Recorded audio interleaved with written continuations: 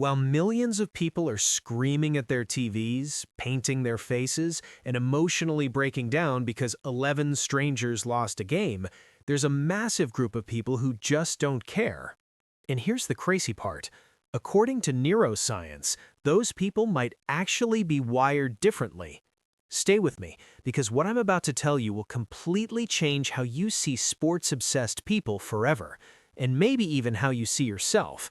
Because here's the truth nobody talks about. Not caring about sports doesn't make you boring. It doesn't mean you lack passion, and it definitely doesn't mean something is wrong with you. In fact, it might reveal something far more interesting, a completely different way your brain processes identity, emotion, and meaning. Now let's go deeper. Why did people care so much about something they don't even control? Think about it. A group of strangers kicks a ball, and millions of people feel joy, anger, heartbreak, and even rage. Why?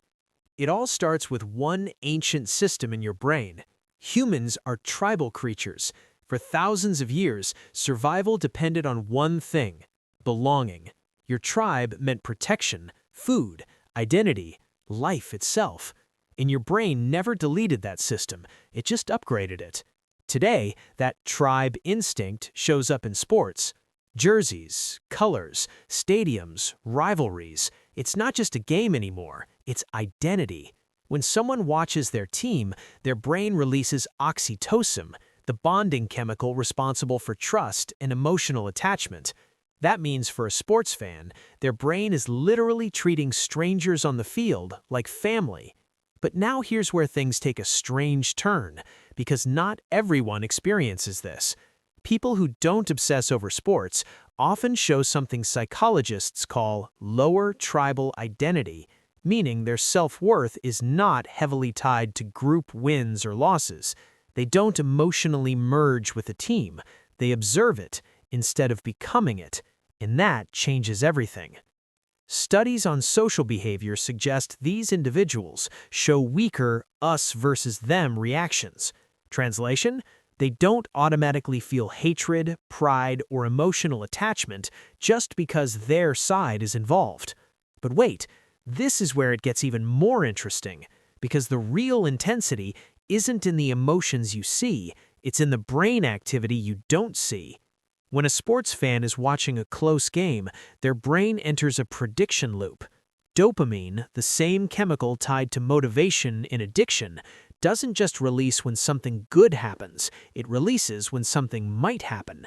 Every pass, every near goal, every second of uncertainty, it's a micro hit of anticipation, and that's what makes it addictive. Neuroscience studies using brain scans show that watching your favorite team activates the reward circuits involved in gambling and high-intensity emotional experiences, especially the ventral striatum, the brain's reward hub. And here's the most shocking part. The brain doesn't fully separate watching your team win from you winning. It processes both in almost the same emotional category. Which means, for a fan, a game is not entertainment, it's a full-body emotional experience. And for someone who doesn't feel that pull, their brain is simply not entering that loop in the same way. But that raises a bigger question. What does that say about you? The uncertainty is exactly what makes it so powerful. You don't know if your team will win, and that unpredictability is what keeps the dopamine system firing again and again and again.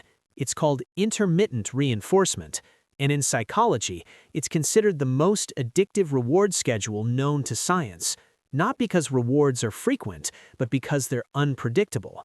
It's the same mechanism behind slot machines. You don't win every time, but you might win the next spin, and that maybe is what keeps people hooked. The mechanism is eerily similar to other behavioral addictions, because your brain doesn't really care where dopamine comes from. It just learns one thing: do that again. Now here's where it gets even more interesting. People who don't care about sports, their dopamine systems simply aren't triggered by vicarious competition. They don't get emotional rewards from watching someone else succeed or fail on their behalf. And this might not just be personality, it might be biology. Research from institutions like the University of Chicago suggests that variations in dopamine receptor genes can influence how strongly people respond to competitive and reward-based environments. Think about that for a second. Your complete indifference to whether the Lakers win or lose might not be a choice at all. It might literally be written into your neurochemistry. But there's another layer most people miss. Sports fans don't just watch games, they merge with them. Psychologists call this burgeoning, basking in reflected glory. When their team wins, they say, "We won." When their team loses, they say, "They lost." Notice the switch. The identity shifts depending on the outcome. But people who don't obsess over sports, They rarely do this. They don't emotionally fuse their identity with external outcomes. Their self-concept stays more stable, more internally anchored. They don't need external victories to feel internally validated. And that creates something powerful: emotional independence from uncontrollable events. Now, before the comment section explodes, this isn't about saying one group is better than the other. It's about understanding that the human brain can build reality in completely different ways. And here's where it gets surprising. Sports fans often score higher on certain empathy-related behaviors because when they watch their team, they practice emotional investment in other people's struggles. Strangers, technically, but still feel deeply connected to them. So then the question becomes, why don't non-sports people feel that same emotional pull? The answer is something called empathy allocation. Your brain doesn't have unlimited emotional bandwidth. It has to distribute care, attention, and emotional energy carefully. So if it's not going into sports, it's going somewhere else. Non-sports individuals often channel that emotional depth into different domains: personal relationships, art and music, philosophy and ideas, nature and introspection. A 2021 study found that people with low sports interest tend to score higher in openness to experience and appreciation for beauty and complexity. In simple terms, they still chase emotional highs. They just find them in different places, not in stadiums, but in meaning itself. And let's be honest about something else most people never say out loud. For some individuals, not caring about sports isn't just preference, it's protection. Maybe they were excluded growing up. Maybe gym class felt like judgment instead of joy. Maybe sports culture didn't feel like belonging, but like pressure, and the brain remembers that too. Maybe they're pushing back against the aggressive competitiveness often tied to sports fandom. Maybe they just never understood why grown adults scream at televisions over a ball. Or maybe they simply find it boring. And all of those reasons, they're valid. But here's the part that finally explains why sports fans and non-sports fans sometimes feel like they're from completely different worlds. It all comes down to one thing: how you experience meaning. Sports fans don't just They rarely do this. They don't emotionally fuse their identity with external outcomes. Their self-concept stays more stable, more internally anchored. They don't need external victories to feel internally validated. And that creates something powerful: emotional independence from uncontrollable events. Now, before the comment section explodes, this isn't about saying one group is better than the other. It's about understanding that the human brain can build reality in completely different ways. And here's where it gets surprising. Sports fans often score higher on certain empathy-related behaviors because when they watch their team, they practice emotional investment in other people's struggles. Strangers, technically, but still feel deeply connected to them. So then the question becomes, why don't non-sports people feel that same emotional pull? The answer is something called empathy allocation.